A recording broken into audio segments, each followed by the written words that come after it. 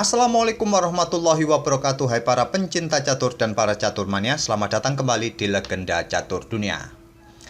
Masih di turnamen kandidat 2022 untuk menentukan siapa penantang Magnus Carlsen tahun 2023 mendatang kawan. Dan sekarang sudah memasuki babak ketiga atau hari ketiga kawan. Bagaimana posisi jagoan-jagoan kalian sampai babak ketiga ini kawan? Dan dalam schedule setiap 3 pertandingan atau 3 partai kawan akan diikuti hari berikutnya adalah hari libur atau rest day. Jadi nanti malam tidak ada partai yang digelar kawan. Baru akan berlanjut besok malam dan seperti jadwalnya 3 game libur, 3 game libur, 3 game libur sampai nanti jika ada tie breaks tanggal 5 Juli akan ada tie breaks kawan. Dan posisi para pemain sampai babak ketiga ini sebagai berikut kawan. Fabiano Caruana masih menempati posisi pertama bersama Ian Nepomuk dengan poin yang sama 2 poin. Hasil dari 2 kali remis, 1 kali menang. Sedangkan Duda, Richard Rapport, Virosa, dan Nakamura ini kawan berada di posisi ketiga, keempat, kelima, dan keenam. Jika Duda, Rapport, dan Alireza Virosa ini berturut-turut 3 kali bermain remis, sedangkan Nakamura sudah 1 kali kalah, 1 kali remis, dan 1 kali menang. Temur Rajapov 2 kali remis, 1 kali kalah bersama dengan Ding Liren. Dan kira-kira yang akan kita ulas untuk game pagi ini siapa kawan? Mungkin yang kalian tunggu-tunggu adalah permainannya Alireza Virosa yang sampai 3 babak ini kawan hanya bisa bermain remis. Langsung saja kita ke atas papan. Lihat permainannya Alireza Virosa semalam berhadapan dengan Hikaru Nakamura. Alireza Virosa pegang putih mengawali dengan pembukaan pion menteri, pion D4, kuda F6 oleh Nakamura, pion C4, pion E6, dan kuda C3 menantang dengan permainan Nimzo Indian Defense jika gajah B4 dimainkan. Nakamura meladeninya dengan gajah B4. Dan Alireza memilih variasi klasikal menteri C2. Saya tak perlu lagi menjelaskan variasi-variasi apa yang ada di permainan seperti ini, Nimzo Indian Defense ini, karena di beberapa game sebelumnya bagi kawan-kawan yang sering melihat video saya sudah sangat jelas saya berikan langkah-langkah alternatif atau variasi yang lain kawan. Di sini menteri C2 untuk mempick up kuda jika ada pertukaran perwira di sini, pionnya tidak akan rusak atau juga mencegah pergerakan kuda yang ingin memberikan tekanan bagi kudanya di peta C3. Rokade, pion A3, gajah pukul kuda, dipukul balik oleh menteri, pion D5.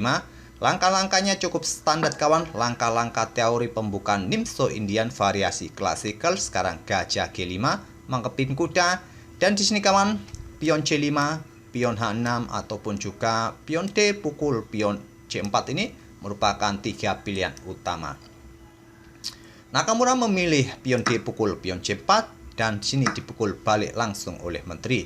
Pion B6 sekarang segera mengeluarkan gajah, apakah langsung ancam menteri di diagonal ini untuk mencegah memainkan pion E3-nya putih kawan atau memviacento bisa jadi. Beteng D1 langsung dikeluarkan, tidak terburu-buru pada posisi ini melakukan pergerakan kuda F3 ataupun pion E3, jelas gajah ini akan siap bergerak ke peta A6 ini kawan. Memang salah satu pilihan utama adalah kuda F3, tapi yang paling kuat memang adalah beteng D1. Masih langkah-langkah teoritis, langkah-langkah engine semua kawan. Gajah A6, menteri bergeser ke A4 untuk memberikan tekanan bagi gajah ini agar kuda juga telat berkembang atau tidak berani meninggalkan gajah. Pion H6 sekarang, gajah H4. Menteri E7 segera mengeluarkan beteng nanti di lajur pusat. Di sini kuda F3, beteng D8, menteri mundur ke C2.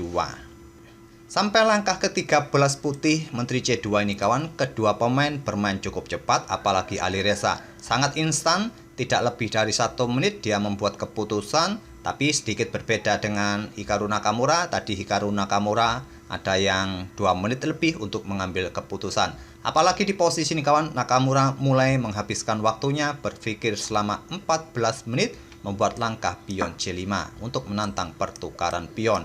Agar lajur D terbuka, mungkin segera ya membuat pertukaran beteng ditolak. Di sini pion E4 dimainkan karena sudah mempunyai kesempatan untuk ancam kuda, mendapatkan kuda di langkah berikutnya. Di sini gajah pukul gajah F1 terlebih dahulu karena diagonal ini sudah dipersiapkan oleh Nakamura, sehingga sekarang Raja Putih tidak mempunyai kesempatan untuk rokade.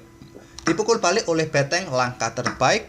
Adapun kalau kalian pilih pukul balik dengan raja, berharap raja ini mendapatkan posisi yang lebih tertutup, nanti beteng dikeluarkan di lajur H dengan mendorong pion terlebih dahulu 2 petak, tapi memang cukup lambat kawan karena di sini masih ada gajah. Kemungkinan pion G5 akan dimainkan, terjadi pengorbanan di sini kawan. Itulah yang mungkin terjadi. Ya, permainan masih cukup seimbang, tapi memang langkah engine-nya, langkah terkuatnya adalah memukul balik menggunakan beteng ini kawan. Pion G5 oleh Nakamura, ancam gajah, gajah tidak ditarik mundur kawan. Di sini Alireza memutuskan untuk korban kuda, dipukul balik. Langkah ini adalah langkah engine, langkah brilian, tapi Nakamura tidak terlalu kaget dengan langkah ini kawan. Memang ekspektasinya bahwa Alireza itu melakukan pengorbanan, berharap dengan pionnya nanti bisa mendapatkan kuda hitam kembali atau perwira hitam kembali. Langkahnya tidak terlalu kaget bagi Nakamura dan permainan pun masih cukup seimbang, tidak terlalu mengkhawatirkan posisi rajanya yang semakin terekspos karena Raja Putih juga masih berada di pusat. Jadi ada plus minusnya bagi hitam ataupun putih. Di sini Nakamura melanjutkan pengembangan kuda C6. Tadi pion pukul pion merupakan pilihan terbaik juga. Kuda C6 juga pilihan terbaik. Dua langkah ini adalah langkah terbaik kawan. Nakamura tidak memikirkan materi dengan ambil pion D4. Dia ingin lebih cepat, perwiranya lebih aktif kawan. Kedua betengnya saling terkoneksi juga. Di sini ada 2 variasi juga yang sudah dikalkulasi oleh Nakamura kawan, atau bahkan lebih. Cuma di live streamingnya dia tadi menjelaskan sekitar 2 variasi saja yang sempat dipertimbangkan, yaitu beteng langsung ambil pion ini. Tapi yang tidak disukai oleh Nakamura adalah pion E5. Setelah kudanya berkembang ke petak D7, pion F4 ini akan dimainkan. Dan putih akan segera membuka lajur-lajur bagi betengnya untuk bergerak kawan, untuk mendukung serangan nanti di lajur G ataupun di lajur H nanti. Memang engine pun menyatakan variasi ini memberikan sedikit keuntungan bagi putih. Sedikit demi sedikit posisi putih semakin terimprovisasi. Atau pada posisi juga Nakamura mempertimbangkan langkah ini kawan untuk menghentikan laju pion agar kudanya aman. Tapi yang tidak disukai juga adalah pion D5 kawan. Nanti beteng siap memberikan tekanan bantuan, memberikan ancaman di sini ataupun di sini. Itulah yang tidak disukai oleh Nakamura dengan 2 variasi ini kawan. Nakamura melanjutkan pengembangan kuda C6 yang merupakan salah satu langkah terbaik. Menteri mundur ke C1 untuk menghindari tempo yang bisa didapat oleh hitam. Dengan langkah kuda pukul pion D4 juga menteri siap bergerak ke peta F4, bergeser lagi kawan mungkin, ataupun juga di peta F4 ini memberikan backup bagi gajahnya mempressure kuda F6 ini. Ancamannya juga serius jika menteri sudah bisa bergerak ke sini kawan, apalagi bisa didukung oleh beteng, ya memberikan dukungan di lajur G juga bisa merepotkan bagi Nakamura. Dan di sini Nakamura mulai menghabiskan waktunya lagi kawan, sekitar 42 menit. Coba bayangkan, dia berpikir selama 42 menit untuk membuat keputusan beteng ambil pion D4.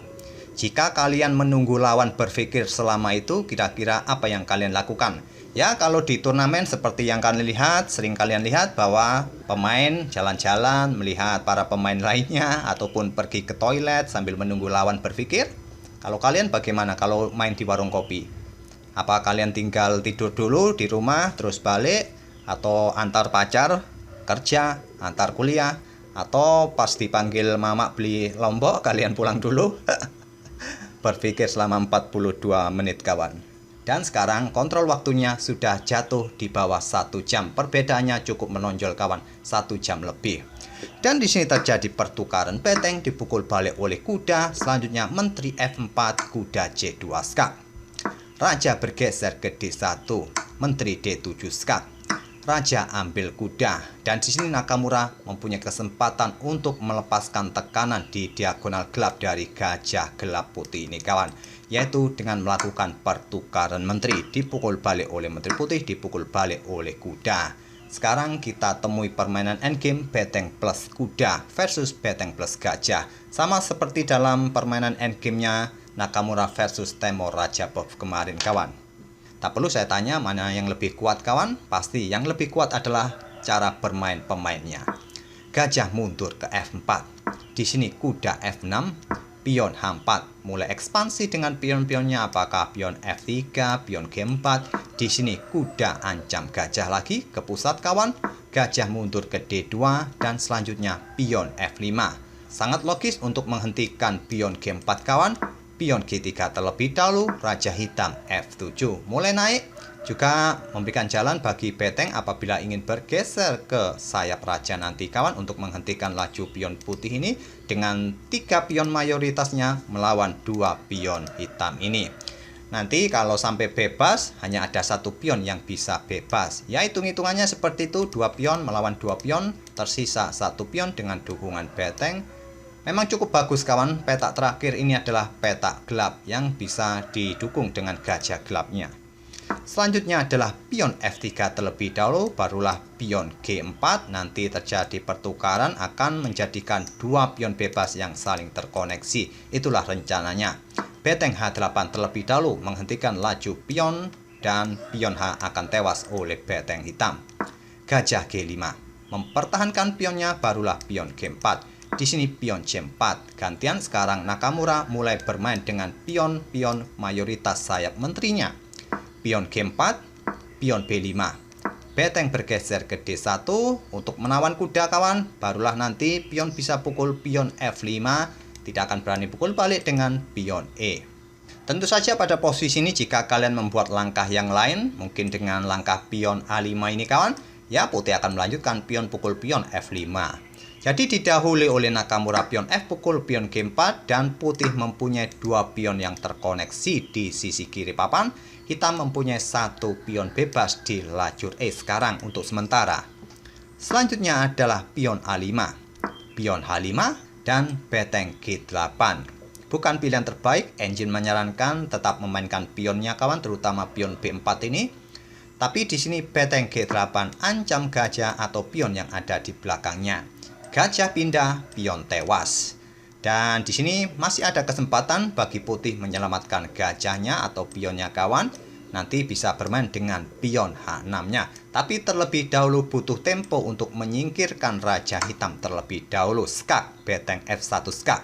Raja mundur ke E8. Kenapa tidak bergeser ke sini saja untuk mengawal pion-pion? Maka selanjutnya di sini gajah akan mundur ke petak D2 dengan tempo ancam pion. Mungkin pion B4 akan dimainkan. Selanjutnya di sini raja bisa bergerak ke petak C2 ataupun pion G5 bisa dimainkan kawan, diikuti pion satunya dan seterusnya kawan. Sedikit demi sedikit pion-pion putih ini akan mempunyai tempo untuk didorong maju atau bahkan juga bisa bermain dengan beteng-beteng ini digeser terlebih dahulu bisa jadi kawan. Oke, kita kembali ke langkah aslinya. Oleh karena itu di sini kawan, raja bergerak ke petak E8 tidak memberikan kesempatan untuk ya kedua pion ini mempunyai tempo untuk didorong maju, juga memberikan jalan bagi beteng mungkin beradu di langkah berikutnya. Barulah sekarang pion H6. Beteng tidak akan berani ambil gajah karena kenapa? Putih mempunyai kesempatan mendorong pionnya. Beteng tidak bisa mengawal di lajur H karena di sini ada pion. Tidak bisa lagi mundur, di sini ada pion, putih menang kawan. Oleh karena itu, di sini Nakamura bermain dengan beteng F8. Langkah terbaik menantang pertukaran. Tantangan langsung diterima yang merupakan langkah kesalahan kawan. Sebetulnya pada posisi ini satu-satunya kesempatan bagi Alireza dengan sedikit keunggulannya kawan. Bisa berharap dengan pion-pionnya ini, tapi terlebih dahulu dengan beteng H1 kawan. Mendukung pionnya di sini. Ya, mungkin di sini raja apabila ingin naik lagi ke petak F7 untuk memblokade pion-pion ini di petak terang nanti kawan, maka selanjutnya bisa bermain dengan beteng F1 terlebih dahulu atau juga dengan langkah gajah ini bergerak mundur ke petak D2. Sama halnya tadi kawan, ancam pion ini, pion didorong, dan di sini bisa bermain dengan langkah beteng bergeser ke F1 terlebih dahulu. Apabila raja ini bergerak lagi mundur ke petak E8, beteng bisa bergeser ke C1 ancam pion ini dan pion ini juga siap untuk didorong lagi kawan, dan seterusnya dan seterusnya. Sedikit demi sedikit putih mendapatkan improvisasi posisi. Tapi di sini Alireza memutuskan untuk bertukar beteng dan memulai permainan endgame gajah versus kuda dengan komposisi pion yang sama. Tapi sekali lagi keseimbangan pion ini juga sangat menentukan kawan. Endgame seperti ini juga susah-susah mudah, dan sekarang posisi kita sudah berada di langkah ke-37 kawan. Butuh 3 langkah lagi, kontrol waktu akan ditambah 1 jam. Waktu yang tersisa bagi Nakamura 12 menit, sedangkan Alireza masih mempunyai 47 menit. Cukup cepat permainannya Alireza ini. Gajah mundur ke D8 agar tetap mengawal diagonal ini kawan. Memberikan jalan bagi pionnya untuk maju. Pion A4, pion G5, Raja F7, dan pion H7 sekarang dimainkan. Raja G7 untuk menghadang pion ini didorong maju promosi. Selanjutnya pion G6, langkah terbaik. Kalian tidak bisa ambil pion ini kawan, karena akan memberikan kesempatan pion putih promosi, putih bisa menang. Dan pada posisi ini kalian juga jangan mengira bisa melangkah dengan kuda untuk mengambil pion ini kawan, karena putih akan menang dengan pengorbanan gajahnya terlebih dahulu untuk menyingkirkan raja untuk mengawal pion ini kawan. Dan jika raja ini menolak untuk ambil gajah, bergeser, pion ini tetap bisa promosi. Raja ambil gajah, pion promosi, putih menang.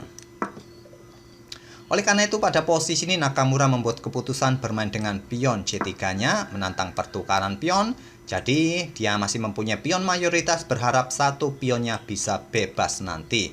Pion pukul pion dipukul balik skak, Raja C2, kuda kembali ke D5, Gajah G5, dan pion E5 sekarang dimainkan. Untuk mencegah peta-peta ini kawan, atau memblokade diagonal ini dari langkah manuver gajah yang ingin bergerak ke sini kawan. Dan diagonal ini akan tertutup bagi gajah untuk bergerak di diagonal ini. Berikutnya Alireza melangkah Raja D2. Tidak bisa Raja Putih bergerak ke peta ini kawan? Ya bisa memang, tidak ada masalah, tapi efeknya seperti ini kawan. Maka selanjutnya di sini adalah kuda F4 skak, menggarpu pion ini kawan. Permainan bisa berakhir remis. Ya kalau kalian sikat gajah ini malah kalian kalah. Kenapa kalah? Akan dipukul balik oleh pion. Hitam nanti akan mempunyai satu pion bebas di sisi kiri. Jadi Raja Putih akan mengawal 2 pion bebas hitam kawan. Dia akan bingung. Coba saja dilanjutkan. Raja bergerak mendekati pion ini. Pion B4 akan dimainkan. Pion pukul, pion A yang akan lolos, dan pion hitam jauh lebih cepat untuk promosi. Jadi tidak bisa kawan untuk Raja melangkah ke peta ini. Raja melangkah ke peta gelap, ke peta D2 oleh Alireza, Raja H8. Raja ini hanya mondar-mandir kawan, hanya membuat langkah menunggu, itu langkah terbaik. Kuda harus tetap berada di posisinya untuk menjaga peta gelap dari ancaman gajah skak ini kawan. Jadi langkah terbaik adalah memang Raja melakukan langkah bolak-balik nanti. Kemungkinan seperti itu. Raja E1. Mulai manuver tidak berani kawan bergerak ke peta terang ini. Sama saja nanti ancamannya sama seperti yang saya jelaskan. Dan setelah melihat Raja Putih ini cukup jauh, Nakamura mulai bermain dengan pion B4-nya. Pion A pukul pion B4 dan sini pion A3 dan selanjutnya bisa promosi. Gajah mundur ke C1 untuk menghadang pergerakan pion yang bisa promosi di peta gelap ini. Di sini terlebih dahulu kuda ambil pion B4. Jangan terburu-buru kawan untuk memainkan pion A2 karena gajah B2 dan ancamannya cukup serius kawan. Putih bisa menang, pion bisa diambil sekaligus gajah tetap mengawal peta A1. Oleh karena itu di sini kuda ambil pion terlebih dahulu, melepaskan pionnya. Kalau diambil kawan, permainan bisa remis sekarang. Kuda ke C2 skak, dan jika dilanjutkan permainan bisa remis kawan. Saya rasa sampai di sini dengan komposisi kuda, 2 pion yang sudah diblokade, permainan remis. Kalian mau melangkah seperti apa? Remis kawan kalau dilanjutkan seperti ini. Oke, kita kembali ke langkah aslinya. Raja D2, di sini kuda kembali ke D5, pilihan terbaik. Gajah ambil pion, sama saja melepaskan pionnya kawan. Di sini kuda manuver ke F4. Gajah B2 dan selanjutnya kuda ambil pion G6. Permainan berakhir remis di langkah ke-54 ini kawan. Di 2-3 langkah tadi tak perlu saya jelaskan, memang posisinya sudah dalam posisi remis kawan. Itulah kawan game antara Alireza Firoza versus Hikaru Nakamura pada babak ketiga semalam. Alireza sementara 3 game ini bermain remis, posisinya masih berada di papan tengah dari 8 pemain yang ada. Kalau dilihat dari langkah-langkah kedua pemain tadi kawan, langkah-langkahnya itu tidak terlalu tidak terlalu banyak yang signifikan kesalahannya kawan, sangat minor sekali. Jadi langkah-langkah kedua pemain tadi akurasinya sangat tinggi, hampir kalau saya menilai sih sekitar 94-95%. Sangat bagus sekali langkah-langkah kedua pemain. Dan semoga permainan kedua pemain ini tadi bisa menghibur kalian. Kita akan bertemu di video-video berikutnya. Nanti sore game siapa lagi kawan yang akan kita ulas, karena semua partai di babak ketiga berakhir remis. Mungkin kalian punya ide membahas partainya siapa, itu nanti yang akan kita ulas. Yang paling banyak yang menginginkan partai itu nanti yang akan kita ulas. Silahkan kalian komen di kolom komentar, tentukan game siapa yang akan kita ulas kawan. Oke, terima kasih. Kita akan bertemu di video-video berikutnya. Wassalamualaikum warahmatullahi wabarakatuh.